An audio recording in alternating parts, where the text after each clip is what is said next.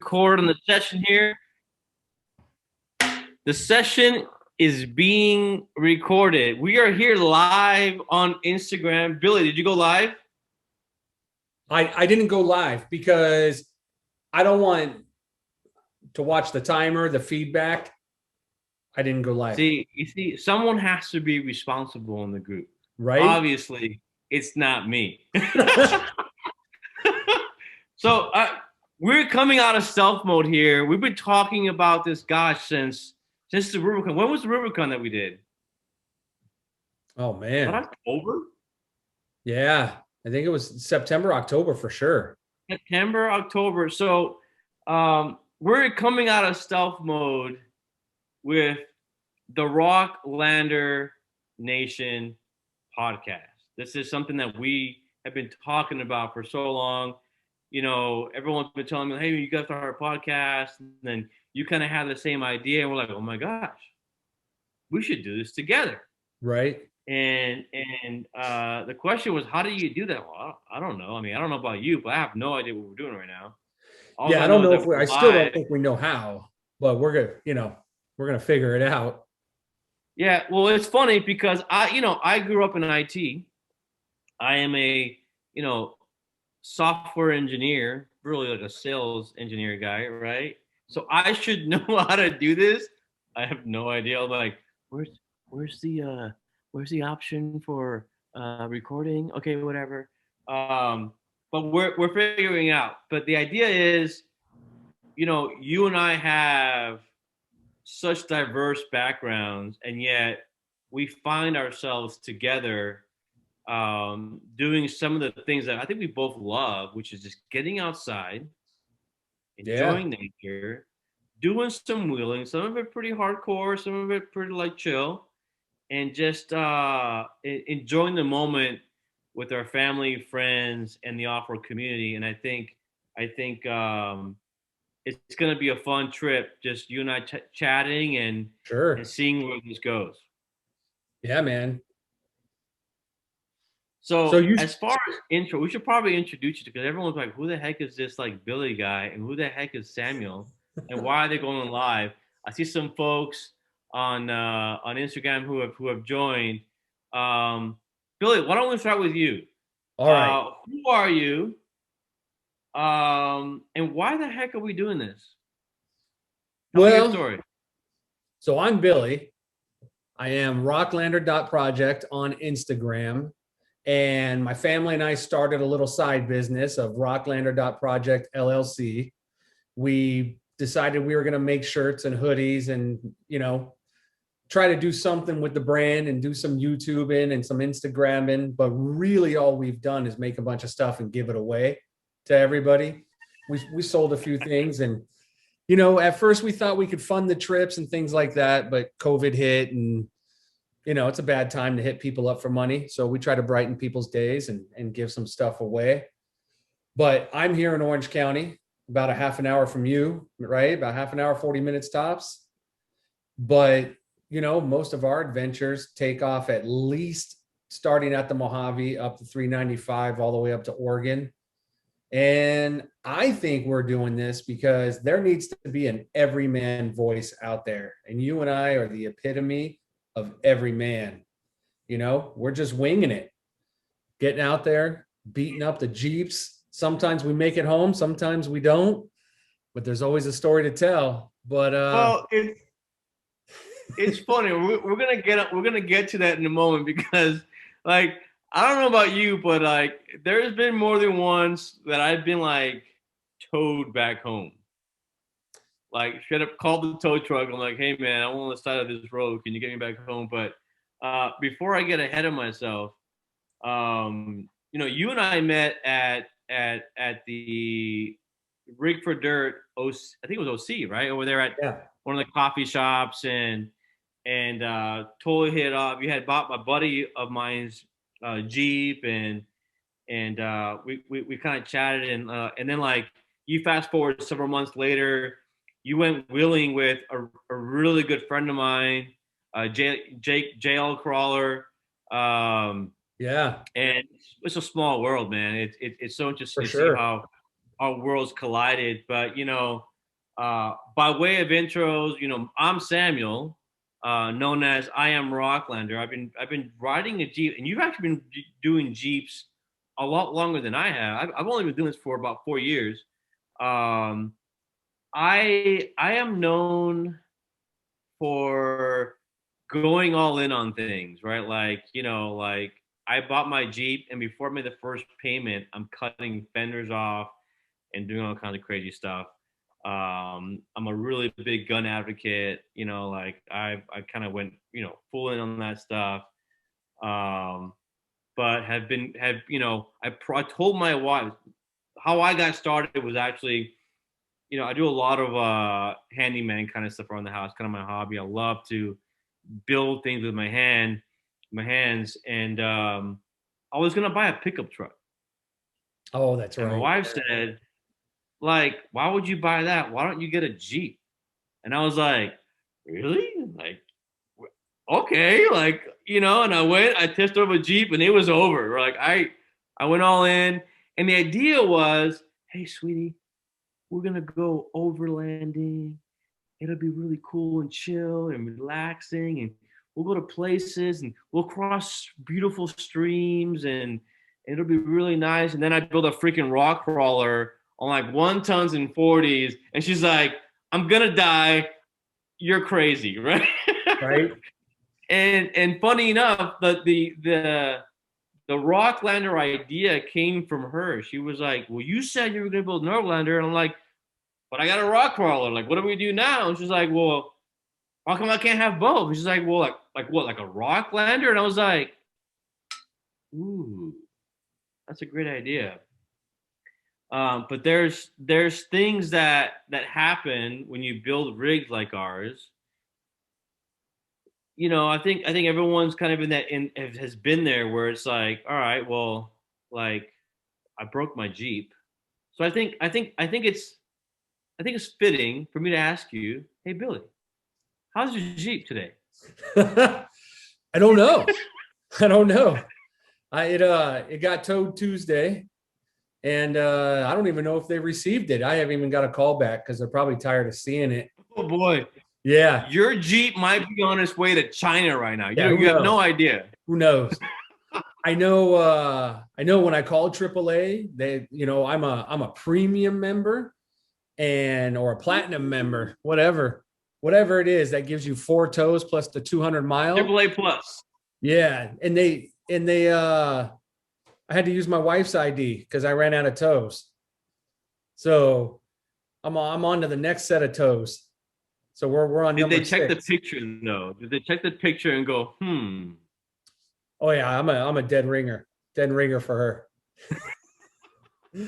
Yeah, man. So it got towed for the 6th time. So stoked on that. But the thing is everybody says that Jeeps are unreliable, and it's nothing on the Jeep that's breaking. It's all the aftermarket parts that break. So So I don't know if it's the aftermarket parts or the driver. I think there's this perception that a Jeep can do anything. right. So we try to make it do things that it probably shouldn't do, like driving on Motino on the way back at 60 miles an hour with no, like, upgraded steering components, and wondering why there's steam and smoke coming out of your steering components. I mean, I heard it from a friend. Didn't happen to me. Yeah, Okay, I well, mean, it actually happened to me. this time wasn't my fault. And well, I don't know what's wrong yet, so I can't say that. But I have a feeling it was a bad gear install. So it just we got all the way home, and like the last half an hour outside of home, it started making noise. And instead of Mhm. doing any more damage, I just had it towed over so they could pull it apart and take a look at it. But No, that's smart, man. I've been known to do a lot of here, hold my beard moments, and like go do stupid stuff. I mean, I think at that point I've learned a lot of lessons. We can talk about, over the next couple of months as we expand on our episodes or whatever. How many times did Samuel break his Jeep? Um, Yeah, it's been a road of improvements and progress as I continue to break things.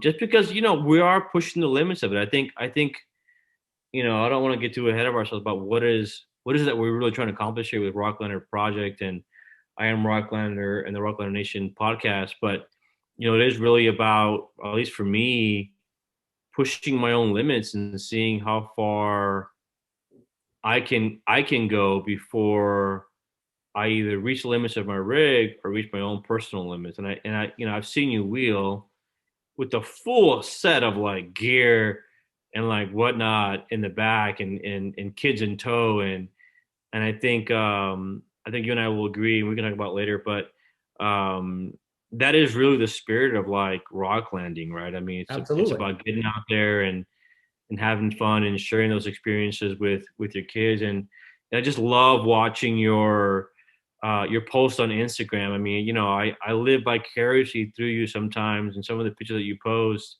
And I always wonder, like, where the heck is he right now? Where is Rocklander Project today? And so, I'd love to just like spend a minute or two, or maybe more. Like, where did Billy go? Right, you're always going somewhere. Where did Billy go? Like, So I've been pretty last blessed, week or man. I've been lucky. So I've been a stay-at-home dad the last couple years, for reasons that aren't so lucky, but Mm, it has given me time to connect with my kids. I was in the mm, auto industry for the last 15 plus years, writing service, working 7 to 7, Monday through Saturday.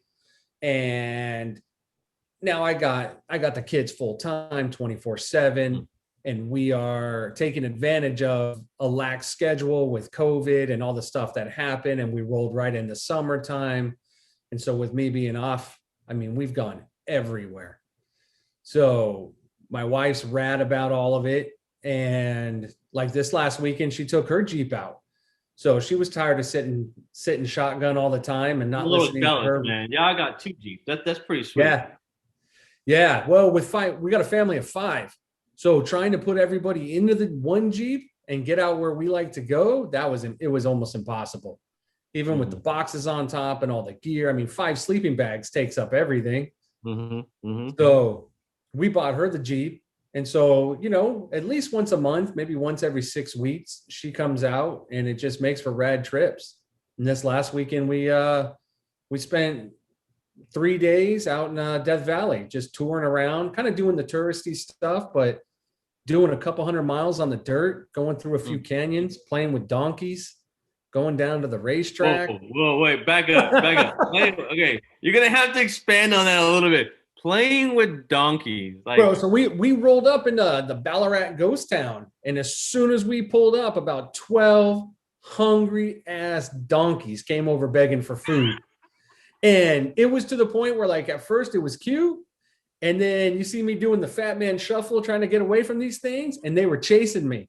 And I look back, and Joy's in the car, and she's like, "Good luck." And that's how I got the picture of those you're on cats. your own. Yeah, I got that picture of them peeking around the back of the Jeep because they were following me around it in a big circle, just waiting You're for me like, to what have you got in food. there, bro? You got Yeah. any cookies? Y'all got a cheeseburger? Yeah, it was pretty Oh funny, man. man. But it was a good trip. Covered a lot of miles and did some camping. It got cold, so that was cool. I like it when it gets in Mm, the 20s. But anybody who left drinks out the night before, everything froze over. It was pretty rad. no way. Yeah, yeah, it was That cool. that's it's funny. I've only been to Death Valley and parts of the Mojave Trail, but I've always wanted to do the full Mojave Trail and take like 4 days to do it. Just get out there, see the sights, camp out, cook and just enjoy the history behind that whole trail and what it has to offer. It's so cool. So what would you say was the highlight and the low light of that trip? I would say the highlight of the trip, honestly, I know it sounds corny, but it was those donkeys. Because it's like How many times you go out to the Sierras? How many times when we're on the Rubicon, we didn't see any wildlife, really? I mean, you see some deer every now and then and a few cool birds and an owl. It was rad just to have them walk up on you. And then as we were going through the canyons and stuff, they were everywhere.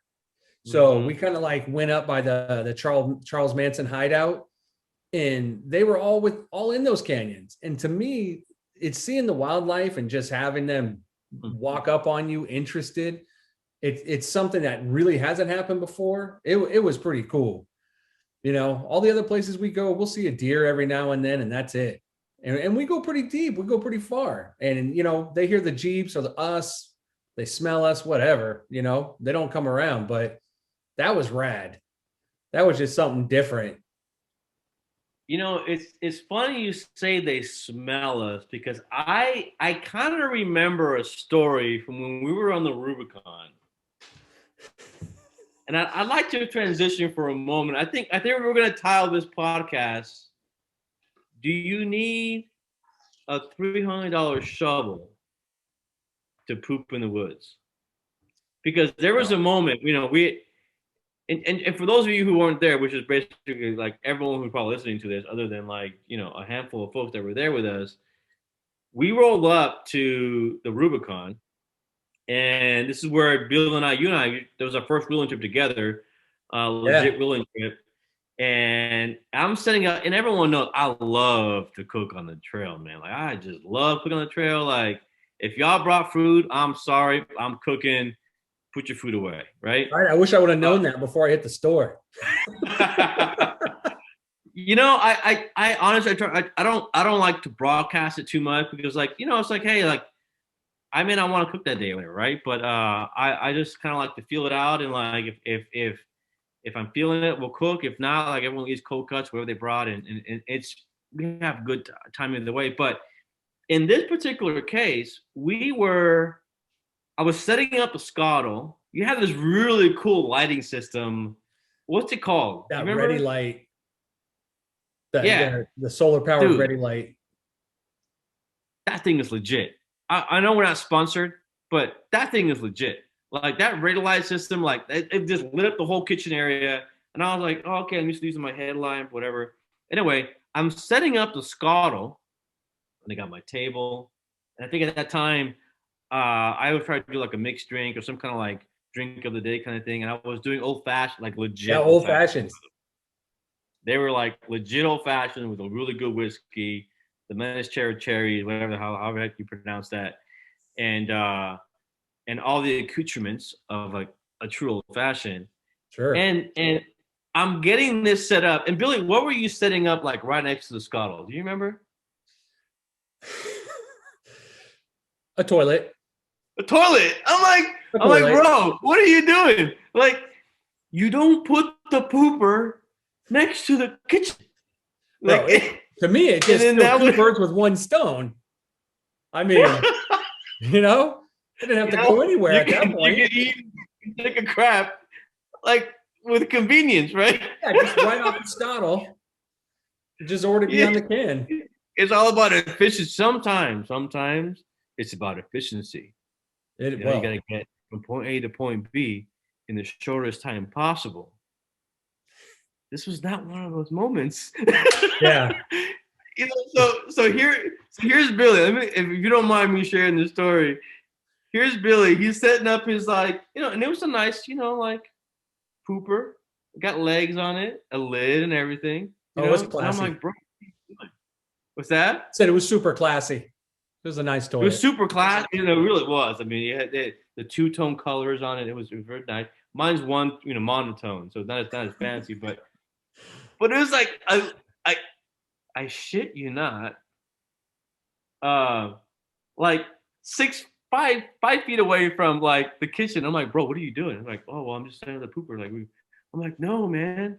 And so we probably spent the next 20 minutes talking about poop. Yeah.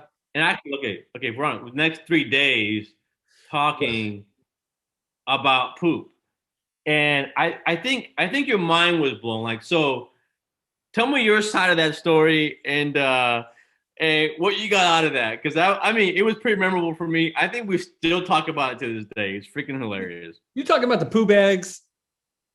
Yes, they're amazing. They are pretty cool.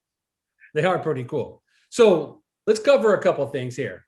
First off, it's normally just me and my kids. I don't go with a group, a small group, a big group, no group. It's Hold on. usually Empire Jeep just said save a step and throw the food in the pooper. I probably lose a little weight. Yeah, I know, right? Yeah, hey, you and me both, bro. You and me both. So Anyways, you and your kids.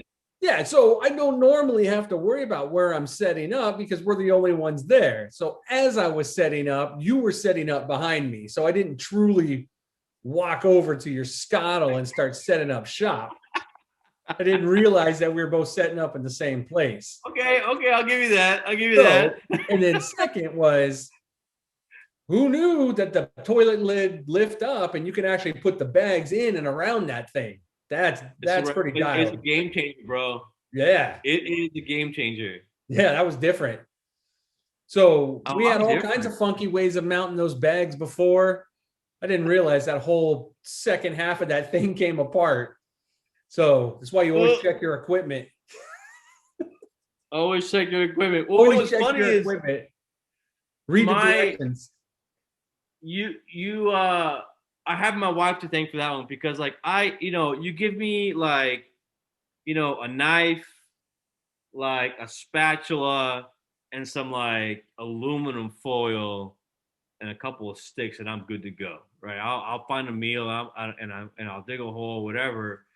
And we were doing the Rubicon trip the year before, and she's like, "Well, like, I'm not pooping in a hole. I'm not going to the restroom in a hole." I'm like, "What are you talking about? Like, this is how we do it. It's camping." Like, right? she's like, "Well, I'm not going." I was like, "Okay, we'll get in the pooper," and then we get the poop tent, which you made a costume out of, which was freaking hilarious. Um, and so once you get the poop tent and the pooper with the bag, you don't. It's kind of hard to go back, man. Like that's pretty convenient. That's because Especially when like you fit inside the poop tent. I don't. That's why it's cool for you. I got some big ass shoulders. All right, I've it's funny because I wasn't That's why thinking you were going to say shoulders. I'm wide in certain areas. You know what I mean as well. It's a tight fit, but it's the best view that you're ever going to get in the bathroom, in my opinion. Like you get the little sure. thing, right? You put the bag with the powder. Yeah, it was rad on Buck Island, sitting in that thing and then looking out over the lake. That was rad. There is nothing like dropping a deuce at Buck Island. I'm just saying. Like, and I'm sorry if we're offending folks or like grossing people out, but let's just be honest, man. Yeah, like, everybody has that moment when they're like, I can't believe I'm dropping one right here. This is amazing. Yeah. That's like, I did a backpacking trip in the Sierras. We did like 20-mile hike, several thousand feet of elevation change or whatever. And I'm telling you, man, you have not pooped. You've not lived until you've pooped in the woods with no cover. Like that is an experience that everyone should like. Well, not everyone, but everyone should like at least try to pursue because it's an experience. But we had that, and it's funny because I think where did we stay? You had recommended a spot to camp on the second day. Let's tell folks about that where we stayed and. We stayed at the second night.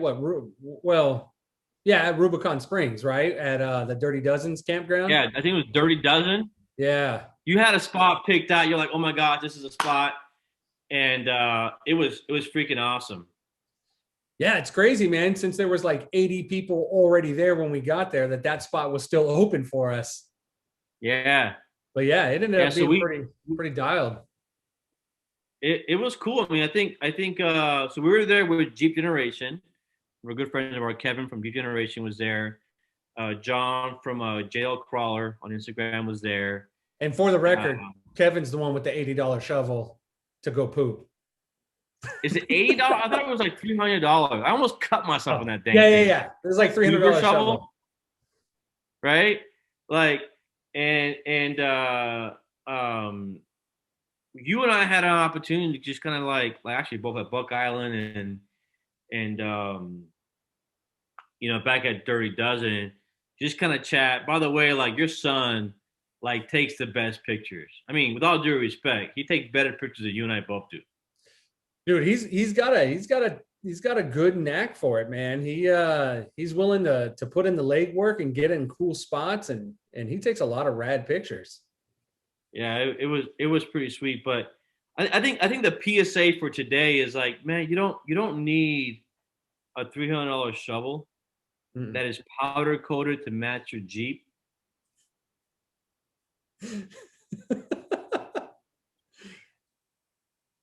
I think you were telling me about that, right? Didn't someone do that recently? You were telling me. Yeah, I saw it on the gram.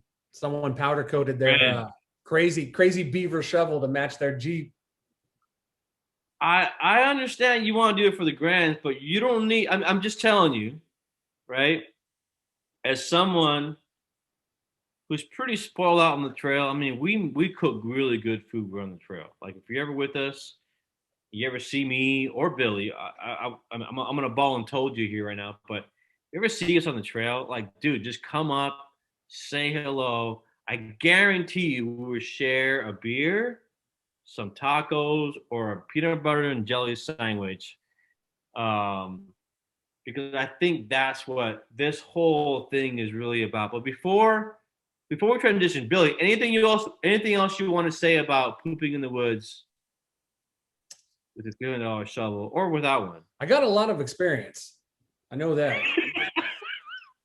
Are you taking it full of shit? I mean, like and anybody that goes with me by the second or third day, they're like, "Really, dude? We got to stop again." It's like, I didn't build myself. I don't know. Hey, man, listen. Everybody poops. Everybody poops. Right? We're just being. I mean, to your point, we're just being real, man. We're being real dudes, like the average man, like real men, like talking about real things. And of course, and man, okay, I'm gonna word to the camera. You know, y'all talk about poop when you go camping. We all do it. We all do it. Like if you got kids, if you're married, you got a family, like poop is a pretty serious topic, and we all talk about it. And people, when you do, it's not nasty to pick up your own toilet paper. It's a lot better than me and my kids picking up your toilet paper. So if you're gonna drop it in the woods, pick up your damn toilet paper.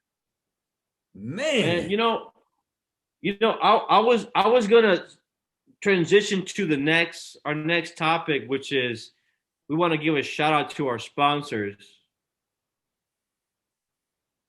I'm sorry, we don't got any sponsors. So we can go right into that topic. Taking care of our trails, man. Like, I think that's where you and I really connected. It's two different ideas of what being a rocklander really is, and for you, it was this idea of like, which I absolutely love about you, man. Like you're doing it. In my opinion, everyone has a different view of what overlanding and rocklanding and rock crawl, all those things are. But you are doing what I believe is like the epitome of what, if we all have the opportunity, and this is my challenge to you. If you have the opportunity to do what Billy and others are doing and just take your kids, your family out to the wild and enjoy it, they were going to remember that. I still remember going camping with my family when I was like 8 years old. I still remember my first trip, to the wilderness, to like Yosemite. I will never forget my first trip to Yosemite. Right. But here's the challenge: is that we have to take care of those trails. Like what you just said, Billy, is so on point, man. Like I don't mind picking up after myself. And the reality is like every so often, for example, today the Santa Anas were at full stream here in Southern California. the Santas, if you're not aware of them, it's just really gusty winds, high wind speeds. And so, of course, it happens on trash day. And so there's Right. trash everywhere, right? I care about my community because I'm walking the dog. I pick up people's, trash that fell over and I throw it in their bin. No big freaking deal, right? It's either that or it ends up in my yard because I'm at the end of the cul-de-sac, right? Right. It's no different. It's no different when we're on the trails, man. Like, it only takes a second to like pick up your own trash and maybe another half a second to like grab another piece or two that you see out there because unfortunately it happens. And I think where you and I really resonated was that we both had that same belief that we gotta take care of our trails, man. Like, you know, the whole like tread lightly, the whole leave no trace, pack it in, pack it out. It's not that freaking hard, man. I Right. love that you just did that. Yeah, man. I just think it's, if we do have a voice, it's a good one to use that on. But there's a lot of people out there. There's a lot of people with bigger voices than us in our community that would rather promote their products or floss the freebie knickknacks they got rather than Hmm. just take once a week to educate, remind, organize. We donated some of our hoodies that we sold and gave the money to Desert Cleanse Project.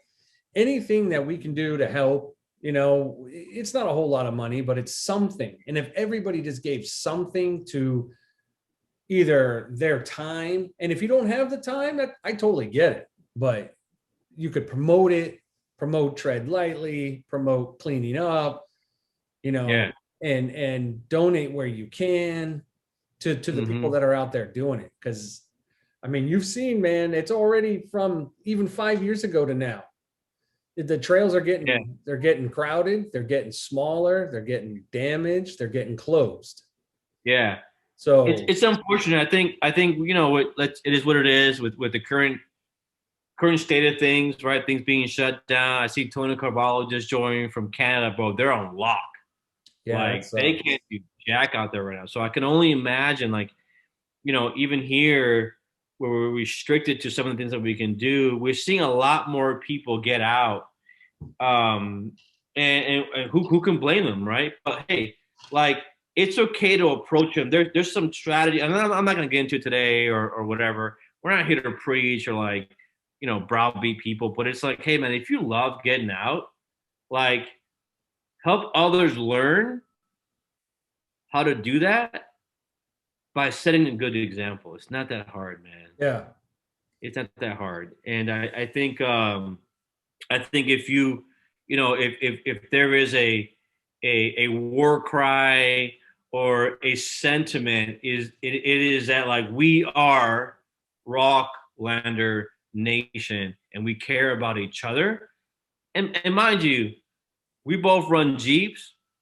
I think Billy, you go with bunch of guys running all kinds of different rigs, right? Yeah. Toyotas, Yeah, well, I mean, right? I'm on my third Jeep, but I also had three Toyotas before that. Super Duty. I've had a Hmm. pre-runner. I mean, ran the gamut. So you can rock land in anything, really. Not a Yeah. Subaru. No Yeah, Subaru. and it's about for us. What we really connected was it's about us being outside, creating memories, and encouraging others to do the same while taking care of what we see around us. Man, like we picked up some trash. I know you were actually on a big cleanup project where I think that's where you met Kevin, right? Yeah, that's where I met Kevin. Right, Joshua Tree, right? Yeah. And that might be a good topic for another episode, but I think that's ultimately what we're trying to get folks to like really get inspired about is like just get outside. The joke about do you really need a $300 shovel? Like, no, man, a sleeping bag, a tent. I don't care if it's a rooftop or a $40. I have a $40 tent that I rock. It's actually up there in the garage. I also have a really nice pop up tent that I blame you, Billy. E4 tent. And but that's a topic for another story of how pissed I was that you were already done with wrapping up your tent, and I was still like trying to get my polls all Right. figured out, and you were done already. Yeah, but you weren't as mad as John. That's the teaser for next episode. We're going to talk Right. about tents. And by the way, this is not prepared. This is not like scripted. We're just having a conversation. We had an outline that talked about intros. How's your Jeep? Where did Billy go? Do I need $100 shovel or $300 shovel? Sponsors, and that's about it. That's the extent of the notes, right? Yeah. But I think we just go to the next topic. Tents. Hey, Like that can make or pop-up break a tent. trip, man. That can make or break it. You got to have a quick, easy setup, or you're going to get over it real quick, especially if you run into wind or rain. Oh, I got stories on that. So the next episode on Rocklander Nation podcast is the Triple T. Tents. I forgot. What were we talking about? Tents. Something else and something else. We're gonna make it up as we go. Yeah. No idea what we're doing. Yeah. Tents, though. Yeah, we got that one. I think I just like wah wah wah the ending there. I swear to God, I had an idea. It was fantastic. It just kind of fills it out at the end. But Tents, trails, and tequila. I like that. I like that. We're gonna work on that a little bit. Hopefully, you enjoyed today's conversation. Billy, I want to thank you for getting me off my rear end and inspiring me to finally kick this off. I could not do this without you. I'm looking forward to our next podcast. Absolutely. And as always, I always like to end this with just be nice to each other, man. It is not that hard. It is not that hard. Smile. Like if someone needs help, give them a hand. I don't care if they're rolling a Suzuki, a Yoda, a Jeep, or God forbid, a Bronco. We're gonna talk about that another time. But like those new Broncos, I'm a little bit torn. I'm confused about how I feel about the Bronco. But just be nice to each other, man. It's not that hard. Smile, wave. Please give me a Jeep wave if you see me on the road. Give Billy a Jeep wave. Wait, he's over here on this way. I'm not sure how you guys see it, but and with that, love you. Peace out. Billy, any closing thoughts? That's it, man. I think this is good. We need the everyman voice out there, and we are the everyman. And with the whole rock landing bit, I mean, it's us doing our thing. One day we might be in Cougar Buttes, we might be running Hammer Down, we might be running fire roads all the way out to Death Valley. You know, there's no right or wrong, or if you're down enough or you're not, if you're hardcore enough or if you're not. If you just want to get out and wheel some hard trails and do it with your family, do it with your refrigerator, do it with your gear, this is the place for you. Rocklander Nation. Amen, brother. Peace out. And with that, I would bid you adieu. Take care, y'all. Take care.